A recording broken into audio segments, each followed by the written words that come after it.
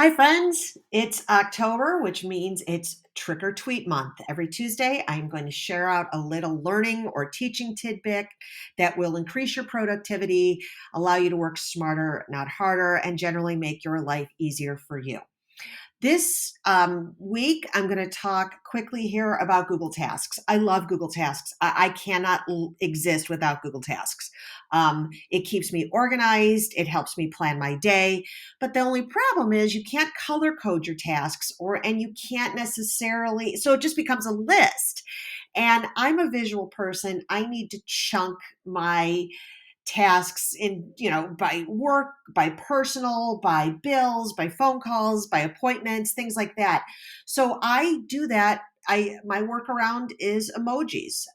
We all speak emoji, and I'm a visual. Like I said, I'm a visual person. I need to see it. So let me show you really quickly here how to add emojis to your tasks, so that, as you can see here, they'll chunk up nicely, and it'll give you an idea of how to time your day. So step one, you obviously open up your Google Calendar. Step two, when you click the empty space under the date, you get a little pop-up window and you can choose an event or a task or an appointment or a reminder.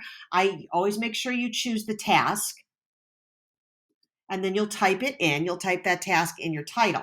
And then I use Emojipedia, but you may have a favorite emoji site that you use. I copy and paste an emoji that represents my task. So as you can see here, I like to use the woman with the laptop for work tasks and just the woman for my personal tasks. You can do whatever works best for you.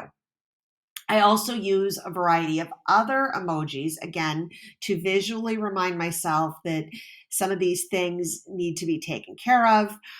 Phone calls, bills. If I have time at the end of the day, if I've really been productive and I've got some time at the end of the day, I've got my if time permits. But again, you use the emojis that work best for you. I copy and paste those emojis into my task.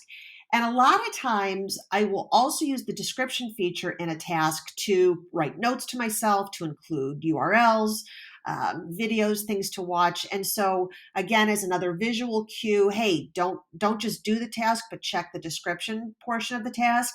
I always add a little pointing down finger to remind myself that there is more to see. I've got my tasks all nicely arranged and chunked, and it does, Google Task will order these alphabetically, but it does allow me to chunk my time and increase my productivity. So I hope you enjoyed this week's trick or tweet, and I will see you next Tuesday with a new one.